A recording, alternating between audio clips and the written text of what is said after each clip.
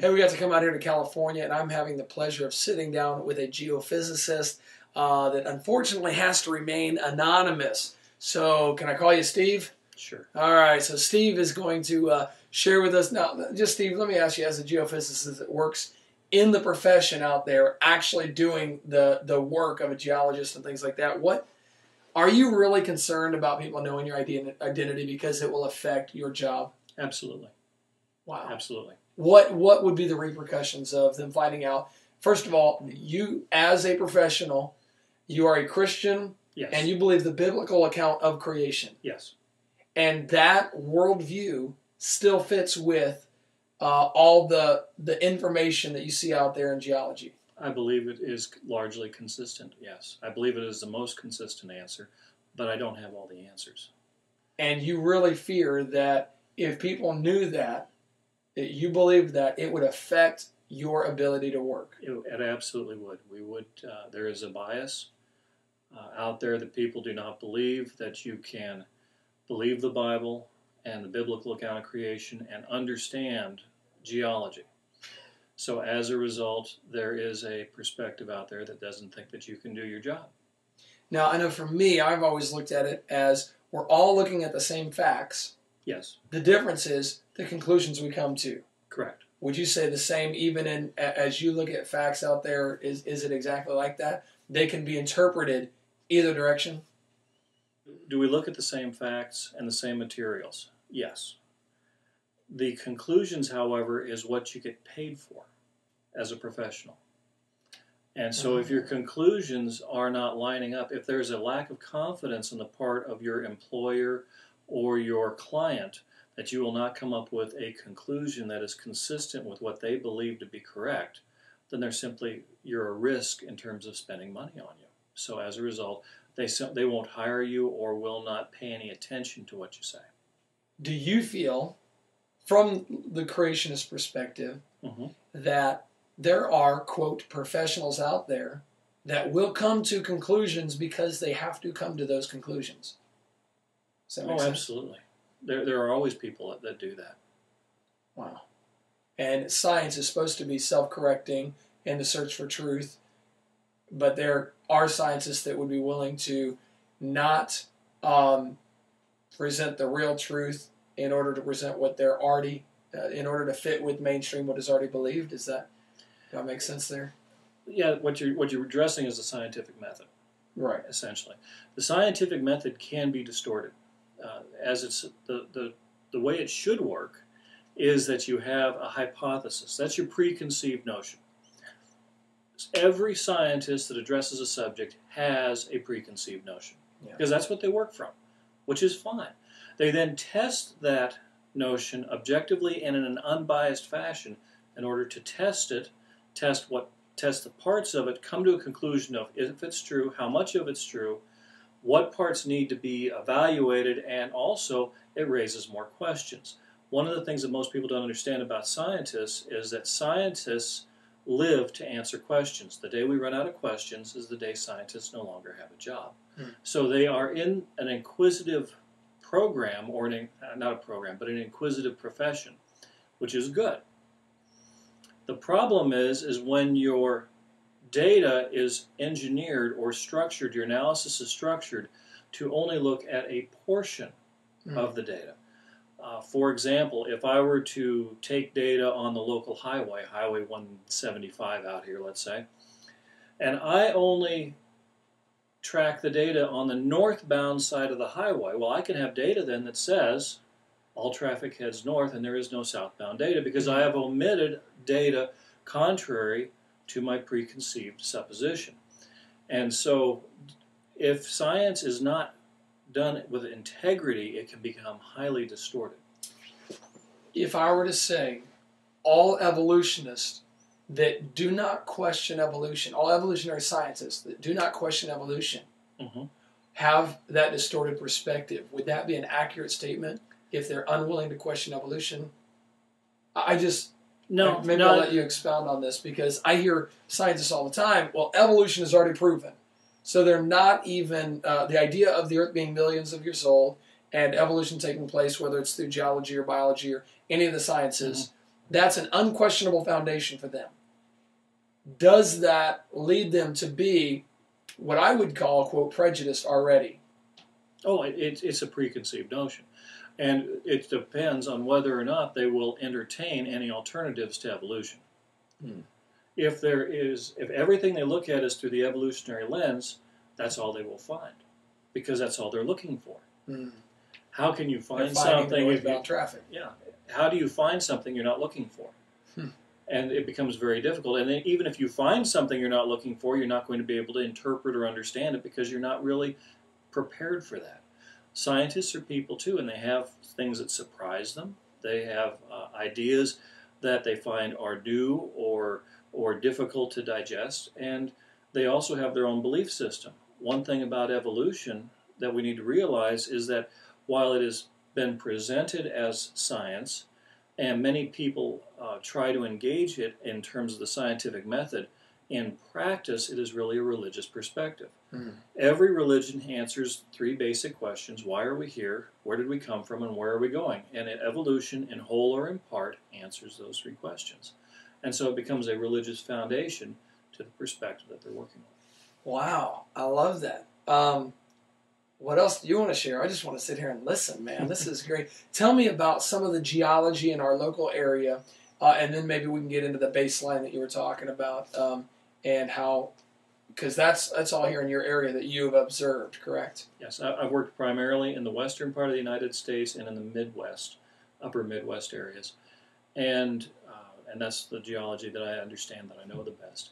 Out here in the West, there's a number of features that we see that are difficult to understand if we look at them from a very long time period. The most grand is, of course, the Grand Canyon. Yeah. The Grand Canyon I definitely want to know about that, because I just did something on that and had a whole bunch of evolutionists and evolutionary geologists. You don't know what you're talking about, man. Go into that just a little bit. Okay. The idea that it eroded over a long period of time is generally discredited now. There's a can I approach this differently? You may. Okay. I want to go back to college.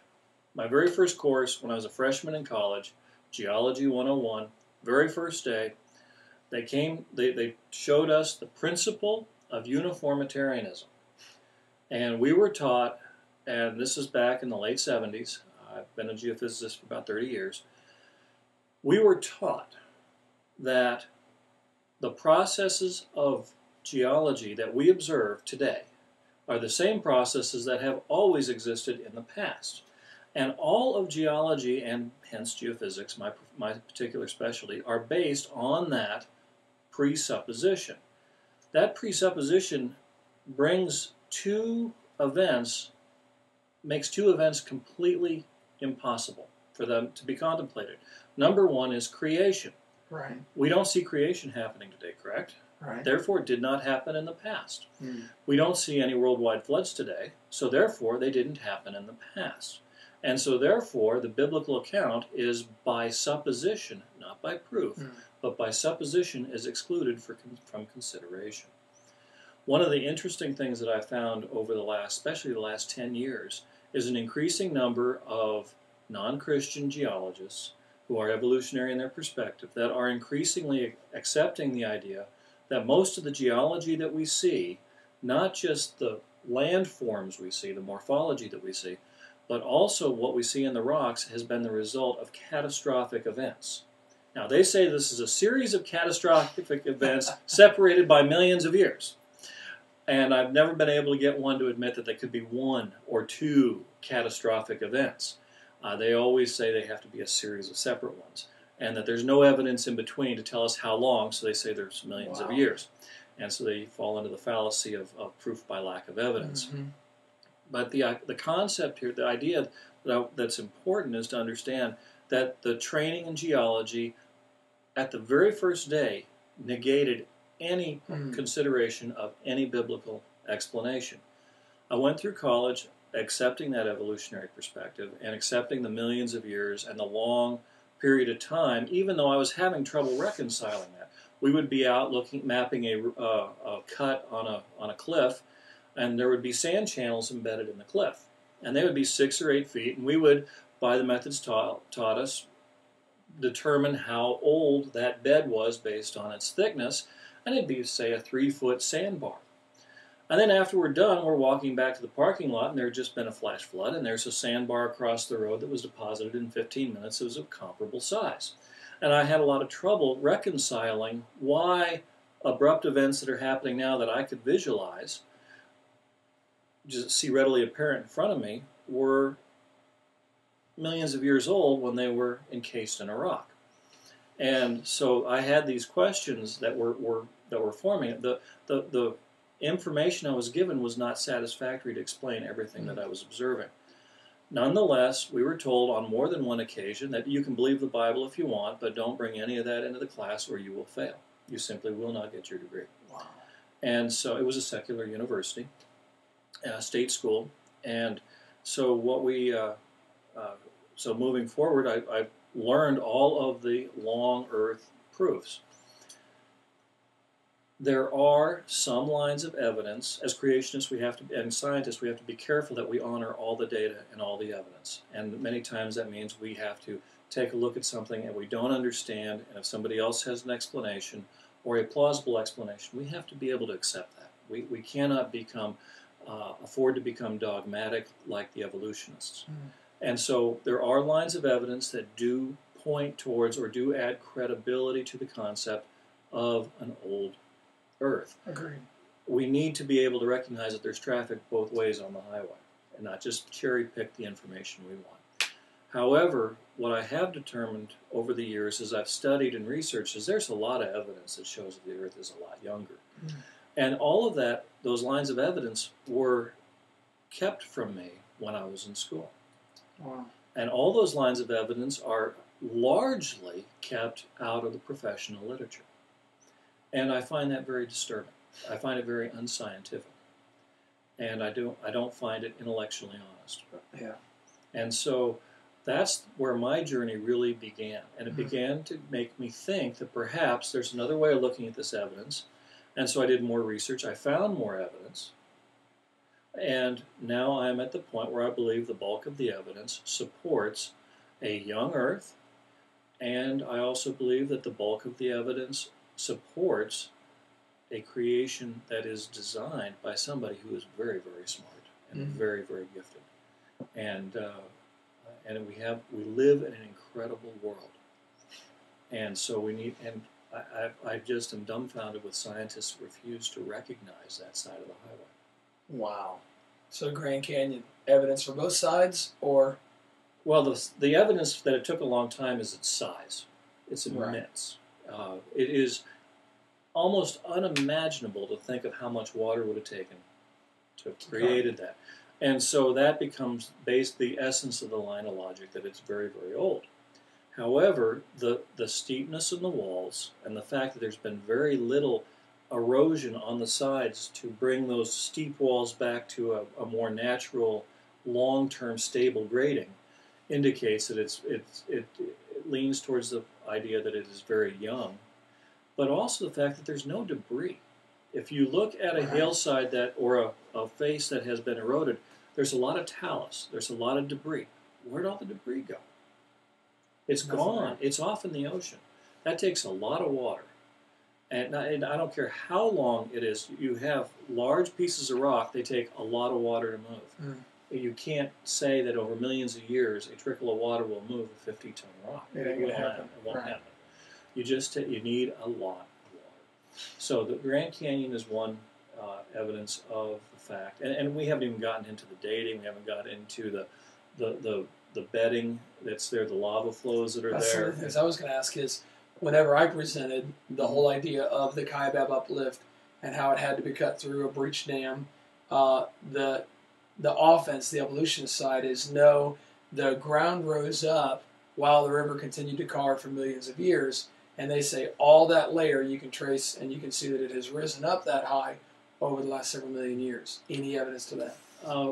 Has it risen up? Yeah, I suppose it has. It's higher. Yeah. I think that's kind of a no-brainer.